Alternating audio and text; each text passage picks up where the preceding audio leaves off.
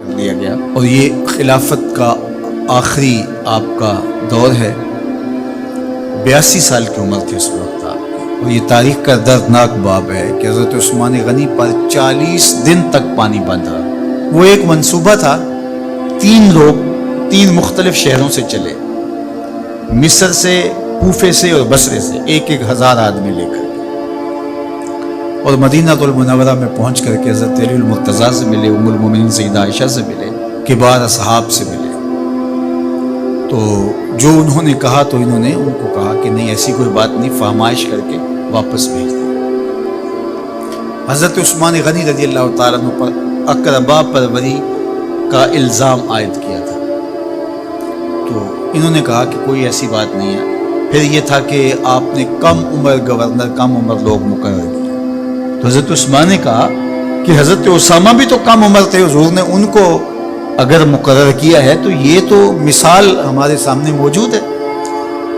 لیکن یہ ایک منصوبہ تھا، اس منصوبے کے تحت یہ 3 جگہوں سے لوگ آئے تھے۔ وہ 3 دن کی مسافت کے بعد پھر تینوں واپس آ گئے، تو یہ ایک سوالیہ نشان ہے کہ تینوں کیوں واپس آ گئے، کوئی ایک تو نہ آتا نا، تو یہ سب طے شدہ منصوبہ تھا۔ اور پھر انہوں نے مدینہ المنورہ کو گھیر لیا، اور جس طرح سے بلوائیوں نے حالات پیدا کر دیے۔ سیدنا علی المرتضیٰ رضی اللہ تعالیٰ عنہ تو شہر مدینہ سے باہر تشریف لے گئے تھے، اور اپنے بیٹوں امام حسن اور امام حسین رضی اللہ تعالیٰ عنہ کو حضرت عثمان غنی کے دروازے پر مقرر کیا تھا کہ ان کو ضرر نہ پہنچنے دینا۔ اب 700 صحابہ اجازت طلب کر رہے ہیں کہ آپ ان بلوائیوں سے نپٹنے کا میں جو ہے وہ اجازت نامہ مرحمت کریں، اور بہت سارے لوگ تو حج پہ جا چکے ہیں۔ 18 ذی الحج کا واقعہ ہے جب آپ کی شہادت ہوتی ہے، تو وہ حج پہ جا چکے ہیں، تو جو یہاں موجود ہیں وہ اجازت طلب کر رہے ہیں۔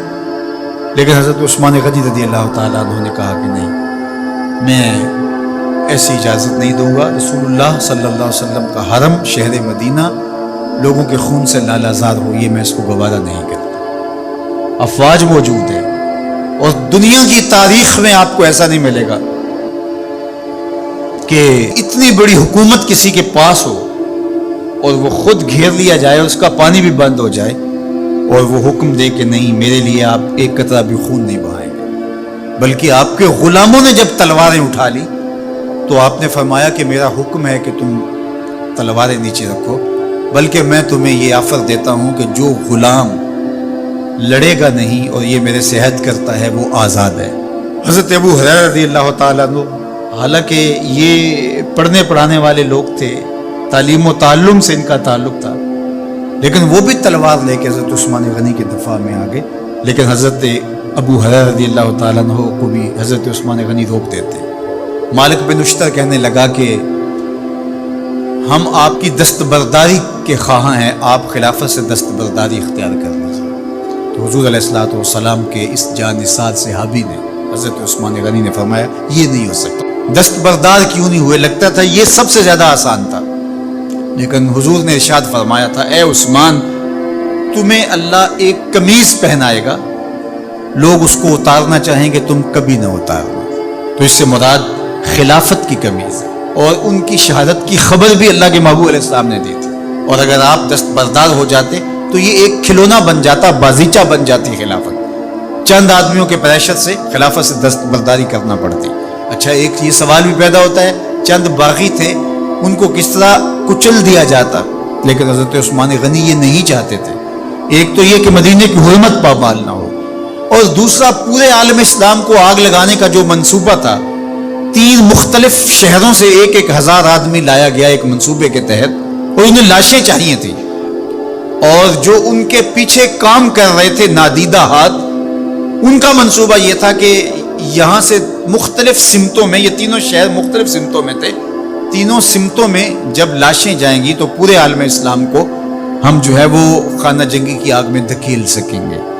تو حضرت عثمان غنی ان سازشوں سے آگاہ تھے، تو سب سے اہون اور آسان یہ تھا کہ قربانی پیش کر دی جائے، اور پھر انہوں نے سن بھی رکھا تھا کہ 2 شہید ہیں، شہید تو انہوں نے بہرحال ہونا ہے، تو لہٰذا میں خلافت سے دستبردار بھی نہیں ہوں گا، اور شہر مدینہ کی حرمت بھی پامال نہیں ہونے دوں گا۔ اور تیسری بات یہ ہے کہ میں خود مظلوم شہید کر دیا جاؤں، تو آپ نے یہ گوارا کر لیا۔ تو 18 ذوالحج تھا، جمعہ کا ہی دن تھا، اور حضرت عثمان غنی رضی اللہ تعالیٰ عنہ روزے سے تھے، عصر کا وقت تھا، قرآن مجید کی تلاوت کر رہے تھے۔ حضرت امام حسن، امام حسین اور حضرت عبداللہ بن زبیر اور دیگر لوگ آپ کے دروازے پہ پہرا دے رہے تھے، لیکن باغی پچھلے گھر سے دیوار پھلانگ کے آپ کے گھر میں داخل ہوئے اور تلوار سے وار کیا۔ آپ کی زوجہ حضرت نائلہ آگے بڑھی اور ہاتھ سے روکنا چاہا، آپ کی انگلیاں کٹ گئیں۔ پھر دوسرا وار کیا تو حضرت عثمان غنی رضی اللہ تعالیٰ عنہ کا دایاں ہاتھ کٹ کے گر گیا۔ حضرت عثمان غنی رضی اللہ تعالیٰ عنہ نے افسوس کیا اور کہا کہ تم نے وہ ہاتھ کاٹ دیا جس سے میں وحی کی کتابت کیا کرتا تھا۔ پھر اس کے بعد آپ پر 9 وار کیے گئے اور آپ کو شہید کر دیا گیا، اور آپ کا خون قرآن مجید پڑھتے ہوئے اس آیت پہ گرا، فَسَيَكْفِيكَهُمُ اللَّهُ وَهُوَ السَّمِيعُ الْعَلِيمُ۔ تو حضرت عثمان غنی رضی اللہ تعالیٰ عنہ مظلوم شہید کیے گئے، بھوکے اور پیاسے شہید کیے گئے، ظلماً شہید کیے گئے۔ حضرت عبداللہ بن عمر رضی اللہ تعالیٰ عنہ فرماتے ہیں کہ حضور فتنوں کا ذکر کر رہے تھے کہ فتنے ہوں گے، بہت بڑے فتنے ہوں گے۔ تو ایک شخص نے چادر اوڑھی ہوئی تھی اور وہ مجلس واعظ کے قریب سے گزرا جہاں حضور کچھ ارشاد فرما رہے تھے، تو آقا کریم نے اشارہ کر کے کہا اس دن یہ شخص حق پہ ہوگا۔ عبداللہ بن عمر کہتے ہیں کہ میں اٹھا اور جا کے دیکھا تو وہ حضرت عثمان تھے۔ تو میں نے حضرت عثمان کے چہرے کو پکڑ کے تھوڑا سا حضور کی جانب کیا اور میں نے کہا حاضہ حضور، یہ اللہ کے محبوب فرمایا ہاں یہی، جب فتنے ہوں گے تو فرمایا یہ حق پہ ہوگا۔ تو حضرت عثمان غنی رضی اللہ تعالیٰ عنہ حق کی راہوں کے مسافر، جنہیں حضور کی زبان سے شہید کہا گیا، اور شہید کسی کا انجام ہوتا ہے، تو حضور نے فرمایا یہ شہید ہوگا۔ شہید وہی ہوتا ہے جو بحالت ایمان اس دنیا سے راہ خدا میں اپنی جان قربان کرے۔ فرمایا فَإِنَّمَا عَلَيْكَ نَبِيٌّ وَصِدِّيقٌ وَشَهِيدَانِ، اے پہاڑ رک جا، تو جانتا نہیں تیرے اوپر اللہ کا ایک نبی ہے، ایک صدیق ہے اور 2 شہید ہیں۔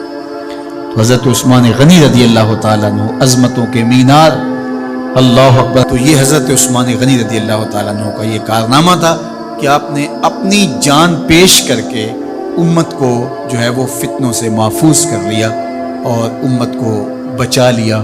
حضرت عثمان غنی رضی اللہ تعالیٰ عنہ پہ کروڑوں رحمتیں، کروڑوں سلام۔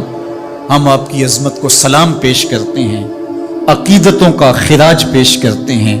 حضور کی خدمت میں ایک جنازہ لایا گیا اور حضور سے عرض کی گئی حضور اس شخص کا جنازہ پڑھا دیجئے، تو حضور نے انکار کر دیا، کہا میں جنازہ نہیں پڑھاؤں گا۔ تو صحابہ نے عرض کیا یا رسول اللہ، کبھی ماضی میں ایسا نہیں ہوا، جب بھی کوئی جنازہ لایا جاتا ہے تو آپ جنازہ پڑھا دیتے ہیں اور آپ نے آج انکار کر دیا۔ تو فرمایا یہ شخص میرے عثمان سے بغض رکھتا تھا اور اس کو اللہ نے بھی اپنی رحمتوں سے محروم کر دیا ہے۔ حضور نے اس شخص کا جنازہ نہیں پڑھایا جو مبغض عثمان غنی رضی اللہ تعالی عنہ۔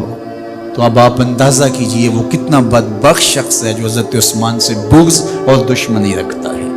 حضرت عثمان غنی رضی اللہ تعالی عنہ سے اللہ کے محبوب علیہ السلام نے کتنی خوبصورت ارشاد فرمائی، میں اس سے حیا کیوں نہ کروں جس سے اللہ کے فرشتے بھی حیا کرتے ہیں۔ یعنی عثمان غنی وہ ہیں جس سے اللہ کے فرشتے بھی حیا کرتے ہیں، اور جو عثمان غنی کا حیا نہیں کرتا اس سے بڑا بے حیا کون ہو سکتا ہے۔ حاکم نے مستدرک کے اندر روایت ذکر کی ہے کہ بہت سارے صحابہ حضور کی بہت ساری خوبیوں کے مظہر تھے، اور سب سے زیادہ حضور کے خلق کے مشابہ حضرت عثمان غنی رضی اللہ تعالیٰ، اور خلق میں سب سے اونچا درجہ حیا کا ہوتا ہے، تو حضرت عثمان غنی رضی اللہ تعالیٰ عنہ حیا کے اس مقام پہ فائز المرام تھے جو انہی کا مقصوم تھا۔ اللہ ہمیں حضور کے اہل بیت، حضور کے اصحاب، بلکہ حضور کے در کی مٹی کی تعظیم بھی نصیب کرے۔